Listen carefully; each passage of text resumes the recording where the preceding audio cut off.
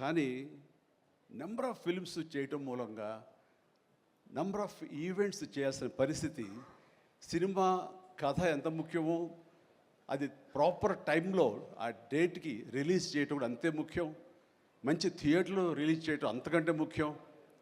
అన్నిటికీ మించి సినిమాని ప్రమోట్ చేయటం, ప్రేక్షకుల గుండెల్లోకి తీసుకువెళ్ళటం, వాళ్ళ మైండ్లో ఈ సినిమా గురించి చెప్పడం అది చాలా చాలా ప్రధానమైపోయింది. ఈ మధ్యకాలంలో అత్యంత అద్భుతంగా ప్రమోషన్ చేసింది అనిల్ రావిపూడి. సంక్రాంతికి వస్తున్నాం, ఎంత బాగా చేశారంటే ఎక్కడ చూస్తే సరే వాళ్ళే కనపడుతున్నారు. ఎక్కడ చూస్తే ఇంత బాగా చేస్తున్నారు, ఇంత సరదాగా చేస్తున్నారు. వెంకటేష్ కూడా చాలా బాగా రియాక్ట్ అవుతున్న స్టేజ్ మీద. ఈ సినిమాకి వెళ్ళాలనే ఫీలింగ్ కలిగింది, అది ఎంతో హెల్ప్ అయ్యింది. సో ప్రమోషన్స్ అనేది అంత ఇంపార్టెంట్. ఈ సినిమాకి వచ్చేసరికి రాజా రవీంద్ర నాకు చెప్పేది ఏంటంటే, అనే మన బ్రహ్మానందం గారి అబ్బాయి సినిమా ఉంది, విన్నాను, ఏదో బ్రహ్మానందం అని, అది ఎప్పుడు రిలీజు ఇదే. కానీ తను 2-3 హీరోల కోసం ట్రై చేశారు, వాళ్ళిద్దరూ రాలేని పరిస్థితిలో ఉన్నారు. నేనే కొంచెం కోఆర్డినేట్ చేస్తాను. ఇప్పుడు ఎవరు హీరో వచ్చే పరిస్థితి లేరు, ఎవరో ఒకళ్ళు మెయిన్ హీరో వస్తారు కానీ సినిమా లేదు, మొత్తం డల్ అయి ఉన్నారు.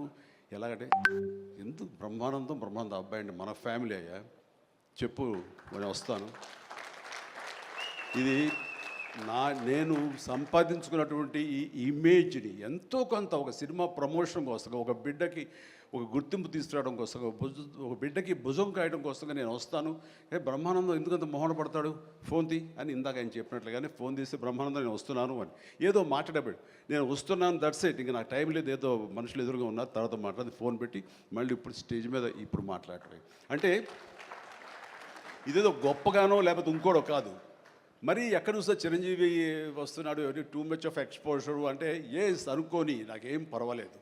నా ఇమేజ్, నా మాటకి నమ్మి కొంతమంది సినిమా బాగుంటే చెప్తాడు, ఈ సినిమాను చూడమని చెప్తున్నాడు అని ప్రేక్షకుల్లో ఆ గుడ్ విల్ ఉంది. కాబట్టి ఆ గుడ్ విల్ని, ఆ ఇమేజ్ని వాడి ఒక సినిమాకి, ఒక బిడ్డకి అది భవిష్యత్తుకు ఉపయోగపడుతుంది అనుకుంటే కనుక ఖచ్చితంగా నేను దాన్ని వెచ్చిస్తాను, దాన్ని స్పెండ్ చేస్తాను, దాన్ని ఖర్చు పెడతాను. చాలామంది ఏంటంటే టూ మచ్ ఆఫ్ ఎక్స్పోజర్ నీ గ్లామర్ని తగ్గించేస్తుంది, గ్లామర్ అనేది గుప్పిట్లో ఉన్నంత వరకే, తెలిస్తే ఏముంది అని అంటే తెరుస్తాను. గ్లామర్ అనేది పోయే గ్లామర్ కాదు, ఇది గుండెల్లో ఉండే అభిమానం అంత తేలిగ్గా తరగదు. 47-48 సంవత్సరాలుగా ఏర్పడినటువంటి ఇది కాంక్రీట్ అయిపోయింది వాళ్ళ గుండెల్లో. కాబట్టి ఎవరు ఎంత తవ్వుకుందామన్నా సరే దాని ఫ్లేవరే వెళ్తుంది తప్ప అసలు మెటీరియల్ వెళ్ళదు గుండెల్లో నుంచి. కాబట్టి ఖచ్చితంగా నా ప్రమేయం, నా ఇది ఆ పిల్లల కోసం కానీ, నా మిత్రుడు, నాకు శిష్యుడు లాంటి వయోవృద్ధుడు ఆ బ్రహ్మానందాన్ని తన కోసంగా నేను రావటం అనేది ఇది నాకు సంతృప్తి. ఎవరి అబ్బాయి నేను కుర్రోడు వచ్చి డిస్టర్బ్ చేయొద్దు ప్లీజ్, సీరియస్గా మాట్లాడతాను.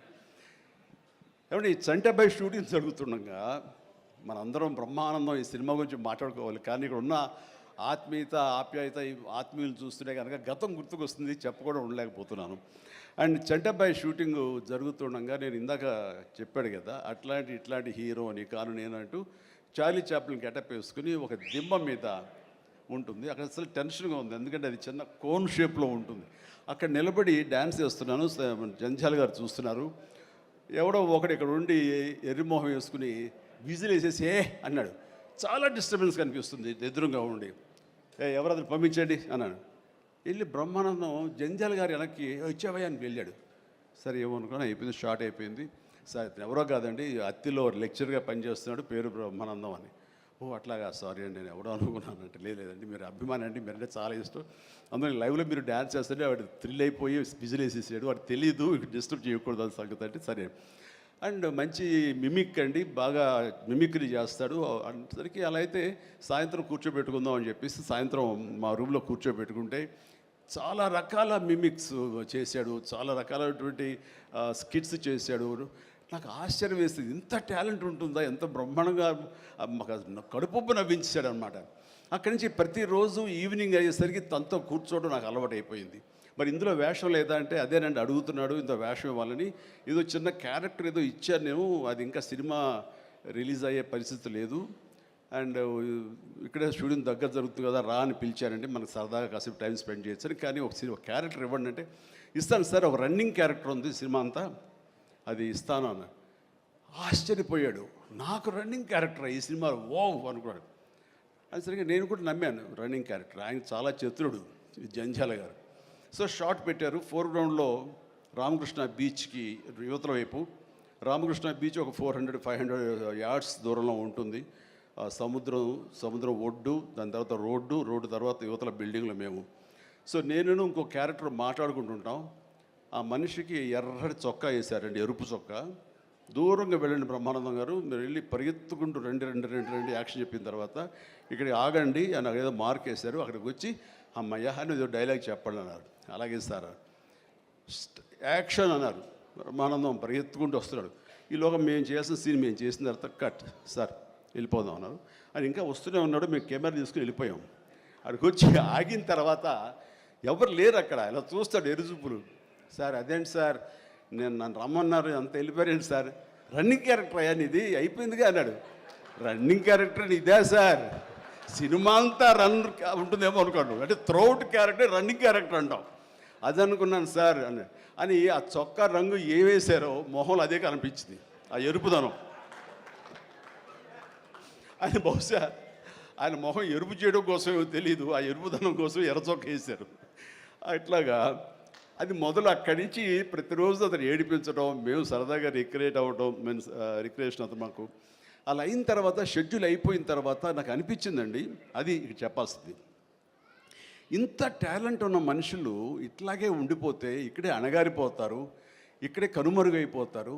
ఇది చెన్నై తీసుకెళ్తే దెన్ మెడ్రాస్ తీసుకెళ్తే మనతో పాటు ఉంచుకుంటే మనకున్న పరిచయాలకు అందరితో పరిచయం చేస్తే ఇలాంటి టాలెంటు ఇంత కొత్తదనంగా కామెడీ చేస్తూ అలరిస్తుంటే ఇలాంటి వాళ్ళకి జస్ట్ భుజం చేయూతను అందిస్తే, భుజం కాస్తే కనుక వీళ్ళకి ఎక్కడికో వెళ్ళిపోతారు కదా. ఆ పని ఎందుకు చేయకూడదు, ఎందుకో స్ఫురణకు వచ్చింది. అండ్ జంధ్యాల గారు ఇచ్చేవరే, కానీ ఆయనకి లిమిటేషన్స్ ఉంటాయి.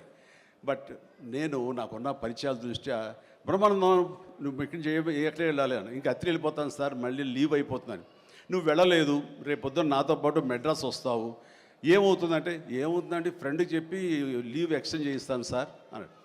రేపు నాతో పాటు ఫ్లైట్ ఎక్కాను సార్, బట్టలు తెచ్చుకోలేదు సార్, మెడ్రాస్లో దొరుకుతాయి లేవయ్యరా అని నా మేకప్ మ్యాన్ బోర్డింగ్ పాస్ ఇతనికి ఇచ్చేసేసి ఆ మేకప్ మ్యాన్ వేరే ఫ్లైట్లోనో లేదా వేరే రోజు రమ్మని చెప్పేసి అదే ఫ్లైట్లో నా పక్కన ఎక్కించుకుని నేను తీసుకురావడం. అతను ఫ్లైటు, ఎయిర్పోర్టు ఇవన్నీ కొత్త. సరిగ్గా ఇప్పుడు మీమ్స్లో మొహం పెడతాడు కదండి, ఎరుపు మొహం పెడతాడు కదా, రెడ్ ఫేస్ పెడతాడు కదండి.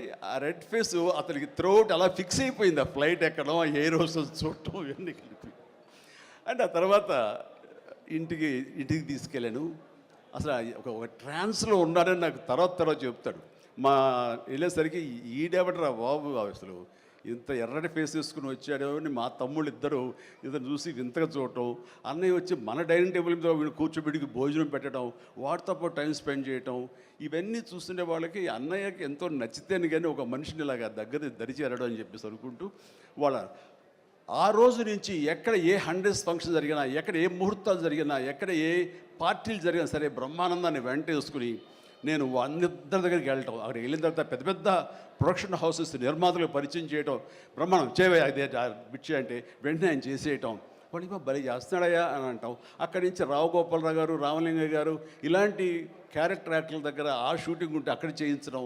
అలాగే కొండవీటి రాజా ఇలాంటి 100th ఫంక్షన్ జరుగుతుంటే కనుక రాఘవేంద్ర గారు, దేవి ప్రసాద్ గారు ఇలాంటి వాళ్ళ దగ్గర తను చేయించడం. ఇట్లాగా తనకి నేను అంబాసిడర్ని, తనకి ఏజెంట్ని అయ్యి తనకి టాలెంట్ని అందరికీ తెలిసేలాగా ఆ ప్రయత్నం చేశాను. ఎందుకంటే అంత టాలెంటెడ్, అంత పొటెన్షియాలిటీ ఉన్న వ్యక్తి వెళ్ళిపోకూడదు. ఈ రోజున ఎంతోమంది అలాంటి ఊపు లేక, అలాంటి ఉత్సాహం లేక, అలాంటి ప్రోత్సాహం లేక, అలా చేయూతించేవాళ్ళు లేక, ఎంకరేజ్ చేసేవాళ్ళు లేక ఎంతోమంది అణగారిపోయి ఉంటుంటారు మహానటులు.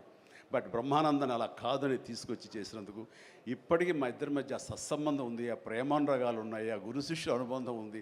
అండ్ అది ఈ రోజున ఇలాంటి గొప్ప ఫీల్డ్లో, ఇంత అద్భుతమైన ఫీల్డ్లో ఇంతగా రాణించి బ్రహ్మానందం అంటే ఒక ఎన్ని రకాల అవార్డులు, Guinness book awards, Padma awards, ఇంకా ఒకటేంటండి ఎన్నెన్నో, ఒకసారి వాళ్ళ ఇంటికి వెళ్తే కనుక ఇంత పెద్ద హాల్ నిండా తనకు వచ్చేటువంటి మెమెంటోస్తో నింపేశాడు. అంటే ఎంత తన చరిత్ర అంతా కనబడుతుంది ఆ రూమ్లో. నాకు ఆశ్చర్యం వేసింది, అద్భుతం అనిపించింది. అలాంటి బ్రహ్మానందం ఇలాంటి ఫీల్డ్లో తన బిడ్డలను కూడా తీసుకురావాలి అంటూ ఈ రోజున రాజా గౌతమ్ 2-3 సినిమాలు చేసినా సరే అవి అంతంతగా అలరించినా సరే, బట్ ఈ సినిమా మళ్ళీ మనకు ప్రయత్నం చేస్తున్నప్పుడు బ్రహ్మానందంతో పాటు మరొక ఇంట్లో వ్యక్తిగా దానికి రావాలి, ఈ సభకు రావాలి, దీనికి 10 మందికి తెలిసొచ్చేలాగా నా వంతు ప్రయత్నం చేయాలి అని. ఆ తర్వాత దీని డైరెక్టర్ నిఖిల్, ఈ యంగ్స్టర్స్ యొక్క థాట్స్ చాలా ఫ్రెష్గా ఉంటాయి. ఇలాంటి ఫ్రెష్ థాట్స్, ఇలా మోడర్న్ టేకింగ్ తోటి వాళ్ళు ఖచ్చితంగా జనం పల్స్ బాగా తెలిసిన వాళ్ళు కాబట్టి వాళ్ళు తీయాల్సిన విధంగా ఇది అద్భుతంగా తీస్తారని, సరిగ్గా ఫిబ్రవరి 14th ఈ సినిమా వస్తుంది, అలరిస్తున్న ప్రగాఢమైన నమ్మకం నాకుంది. కాబట్టి ఈ సినిమాని డైరెక్ట్ చేసినటువంటి నిఖిల్కి, అలాగే రాహుల్కి నిర్మాతకి అండ్ మిగతా సభ్యులందరూ ఎవరైతే ఉన్నారో టెక్నీషియన్స్, మన సార్ పేరున మ్యూజిక్ డైరెక్టరు శాండిలియా గారికి అండ్ వీళ్ళందరికీ నేను మనస్ఫూర్తిగా అభినందన తెలియజేస్తాను. ఇక నాకు ఇష్టమైన నటుల్లో మళ్ళీ మన రఘుబాబు, తర్వాత వెన్నెల కిషోర్ గారు, మన రాజీవ్ అండ్ వీళ్ళు ఇందులో ఈ సినిమాలు ఉండటం అనేది మామూలు సినిమా కాదు, చాలా పెద్ద సినిమా అన్న భావం కలిగింది. అండ్ ఖచ్చితంగా వాళ్ళందరి సపోర్టు ఈ సినిమా ఒక నిండుదనాన్ని తీసుకొచ్చిందని నేను భావిస్తున్నాను.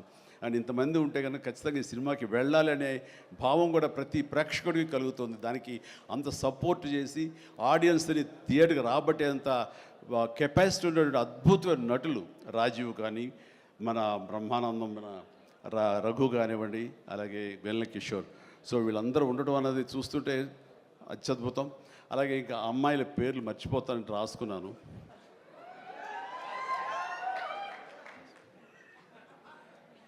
ప్రియ, ఐశ్వర్య, ద్వివేజ, ముగ్గురు బాగున్నారమ్మా. ఎవరు అంటే అనిల్ నన్నుగా చెప్పేవాడే. సో మీరందరూ కూడా ఇందులో చక్కగా చేస్తుంటారని అనుకుంటున్నాను. And all the very best అమ్మా, గాడ్ బ్లెస్. అండ్ మరొకసారి ఇలాంటి చిత్రాల్ని ఆదరించండి అండ్ ఇలాంటి వాళ్ళని ఆశీస్సులు అందజేయండి. వీళ్ళకి అద్భుతమైన భవిష్యత్తు మీరే ఇవ్వాలని ప్రేక్షకులకి నేను తెలియజేసుకుంటూ, ఇలాంటి వేడుకలో పాలు పంచుకోవడానికి నాకు అవకాశం ఇచ్చినటువంటి బ్రహ్మానందంకి మరీ అంటే బ్రహ్మానందం ఈజ్ ఎవరో కాదు, నా ఆల్టర్ ఈగో, నా సోల్మేట్.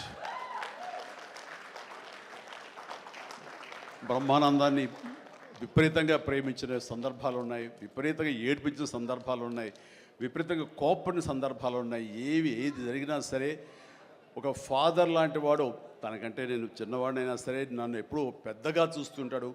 ఆ పెద్దరికంలో అంటే అన్నారు అనేలాగా ఉండేటటువంటి గొప్ప వెల్కమింగ్ నేచర్ నన్ను మనసులో అంతగా పెట్టుకున్నాడు. కాబట్టి నాకు ఆ స్వతంత్రం ఉంది. ఆ స్వతంత్రం ఈ రోజున ఈ యూనిట్లో ఎవ్వరు నన్ను పిలవకపోయినా ఆహ్వానించకపోయినా సరే నేనే వస్తానని స్వయంగా నేను ఫోన్ చేసి వచ్చేంత ప్రేమ నాకు కలిగించాడు, కనబరిచాడు. అలాంటి బ్రహ్మానందం, మన ఈ ప్రేమ కలకాలం ఇలాగే కొనసాగాలి. అండ్ ఈ సినిమా ఫిబ్రవరి 4 ప్లీజ్ దయచేసి 14th అత్యద్భుతంగా ఆడుతుంది. నీకు పుత్రోత్సాహం కలుగుతుంది, నువ్వు చక్కగా గర్విస్తావు. నేను ఏ రకంగా అయితే పుత్రోత్సాహాన్ని అనుభవిస్తున్నానో అంతకంతగా నువ్వు అనుభవిస్తావు కోరుకుంటున్నాను ప్లీజ్.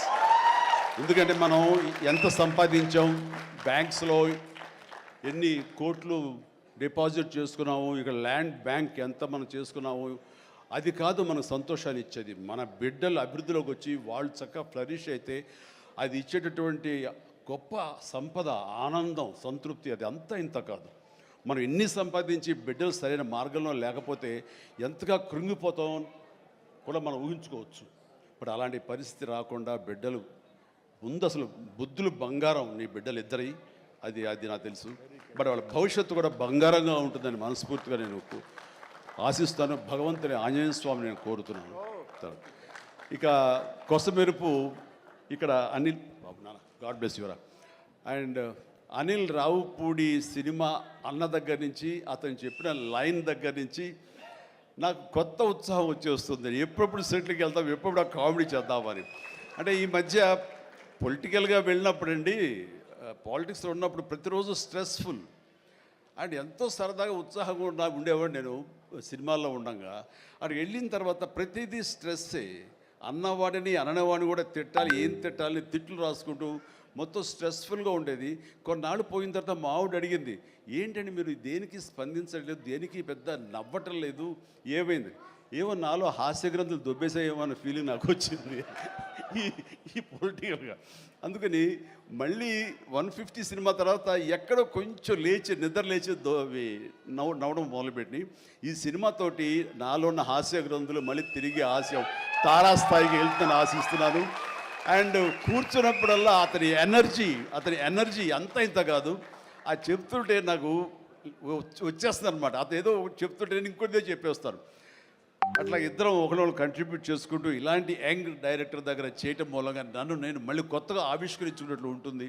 అండ్ అన్నాను, మన వైన్ ఓల్డ్ వైనే బట్ న్యూ బాటిల్ అది నువ్వు కాబట్టి మన కాంబినేషన్ డెఫినెట్గా మళ్ళీ కొడతామంటే సందేహం లేదు, నాకు ఏ డౌట్ లేదు. ఖచ్చితంగా కొడతాం అండ్ ఖచ్చితంగా ఉంటాడు. అండ్ చాలా సంతోషం. ఎవరో చెప్తున్నారు ఇక ఉంటారు సార్ ఖచ్చితంగా. చైల్డ్ క్యారెక్టర్ ఏంటి? చాలా సంతోషం అంటే చాలా కాలాతీతం అయింది అండ్ చాలా సంతోషంగా ఉంది. అండ్ మరొకసారి యూనిట్ సభ్యులు ప్రతి ఒక్కరికి నాగాశ్విన్ ఇప్పుడే అంటున్నాం. నాగాశ్విన్ అన్నాడు, సార్ సినిమా ఎప్పుడు ఫినిష్ చేస్తావయ్యా అని. సార్ త్వరగా చేసేసేయాలనిపిస్తుంది సార్, టైం వేస్ట్ చేయకండి సార్, వాల్యుబుల్ టైం ఇది, మీరు మంచి ప్రైమ్ యూత్లో ఉన్నారు అండ్ త్వరగా చేసేసేయండి అంటే. అదే సార్ థ్యాంక్ యూ సార్, మీరు అంత ఇదిగా అంటారంటే నేను ఊరికనే అంటలేదు, త్వరగా ఫినిష్ చేసి నాకేదైనా ఉపయోగపడి నా గురించి ఆలోచిస్తాను అని. అంటే ఇలాంటి యంగ్స్టర్స్ చేస్తే కనుక మనం కొత్త ఉత్సాహంగా ఉంటుంది, కొత్తగా మా ఎనర్జీ ఉంటుంది. ఆ ఎనర్జీతోటి మళ్ళీ ప్రేక్షకుల్ని అలరించే సినిమాలు రాగలిగితే కనుక వావ్, అంతకని ఏం కావాల్సినే ఉంది. అంటే ఈ జన్మంతా ఇంకా రాజకీయాలకి దూరంగా ఉంటూ సినిమాలకి అతి దగ్గరగా ఉంటూ హక్కును చేర్చుకుంటూ ఆ కళాన్ని తలుతూ ఉంటాను.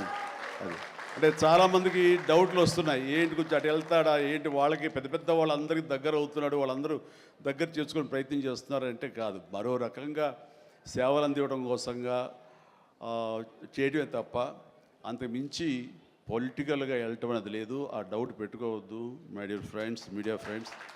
లేదు, పొలిటికల్గా వద్దు. పొలిటికల్గా ముందుకు వెళ్ళటానికి నేను అనుకున్న లక్ష్యాల్ని, నేను అనుకున్న సేవాభావాల్ని, ఆ సేవల్ని చేయడం కోసంగా పవన్ కళ్యాణ్ ఉన్నాడు, ముందుకు వెళ్తున్నాడు. Yes, thank you so much, love you all. Brahmanandam మరొకసారి పెద్ద హిట్ అవుతుంది, అవ్వాలి. దాన్ని మీరందరూ హక్కును చేర్చుకోండి, మీ ఆశీస్సులు ఇవ్వండి. బిడ్డ గౌతమ్కి మంచి భవిష్యత్తు అందివ్వండి. ఆ తండ్రికి పుత్రోత్సాహం మెండుగా పొందే అవకాశాన్ని మీ చేతుల్లో ఉంది, మీ ఆశీస్సుల వలన వస్తుందని ప్రగాఢంగా నమ్ముతూ ముగిస్తున్నాను. Thank you so much. Suma payment sir.